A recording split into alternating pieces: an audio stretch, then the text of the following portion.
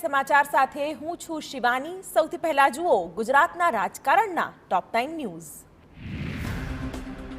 ક્ષત્રિય સમાજના આક્રોશ વચ્ચે રાજકોટ બેઠક પરથી ભાજપના ઉમેદવાર પરસોત્તમ રૂપાલાએ ઉમેદવારી ફોર્મ ભર્યું। રૂપાલા યાજ્ઞિક રોડ પરના જાગનાથ મંદિરે ભગવાન શંકર સમક્ષ શીશ ઝુકાવી હજારો કાર્યકર્તાઓ સાથે ભવ્ય રેલી સ્વરૂપે બહુમાળી ભવન ચોક પહોંચ્યા। જંગી સભાને સંબોધતા રૂપાલાએ કહ્યું કે મારે ક્ષત્રિય સમાજના સાથ સહકારની આવશ્યકતા, દેશના વિકાસ માટે ભાજપને સમર્થન કરવા રૂપાલાએ ક્ષત્રિય સમાજને વિનંતી કરી।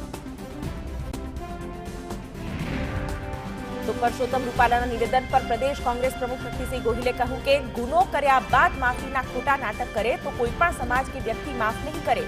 રૂપાલાએ પહેલાથી જવાબદારી સમજી માતા અને દીકરીઓની માફી માંગવાની જરૂર હતી। રૂપાલાએ ગોંડલમાં અહંકારથી માંગેલી માફી યોગ્ય નહીં। તેમણે કહ્યું ભાજપે હંમેશા આંદોલનને અહંકારથી તોડવાના પ્રયત્નો કર્યા છે।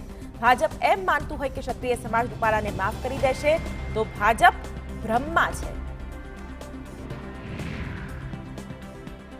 પરસોત્તમ રૂપાલા સામે ક્ષત્રિયોનો રોષ યથાવત છે, ત્યારે ક્ષત્રિય સંકલન સમિતિએ હવે નવી રણનીતિ બનાવી છે। આવતીકાલથી ક્ષત્રિય સમાજ વિરોધ કાર્યક્રમ શરૂ કરશે અને ગામડાઓમાં જઈને રૂપાલાને મત ન આપવા અપીલ કરશે।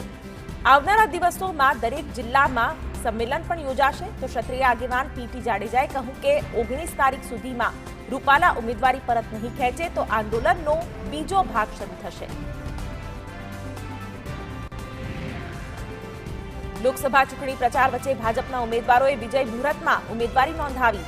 સુરત બેઠક પરથી ભાજપ ઉમેદવાર મુકેશ દલાલે જંગી જાહેર સભા યોજી ઉમેદવારી પત્રક ભર્યું। અમદાવાદ પશ્ચિમ બેઠક પર ભાજપ ઉમેદવાર દિનેશ મકવાણાએ ફોર્મ ભર્યું।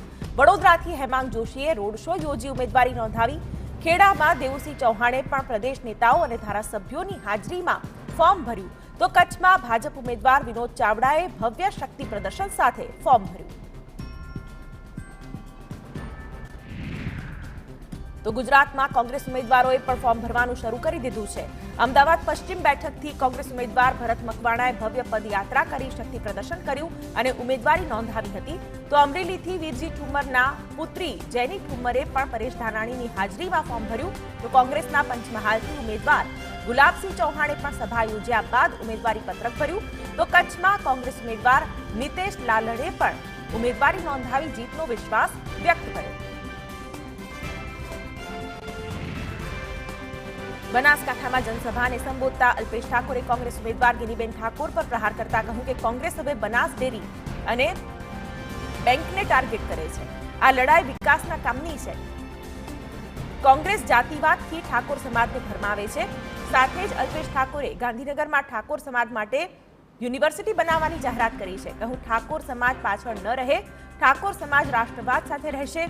તો ભાજપ ધારાસભ્ય પ્રવીણ માળીએ કહ્યું કે બનાસકાંઠાને આંસુ પાડનાર નહીં, આંસુ લૂછનારની જરૂર।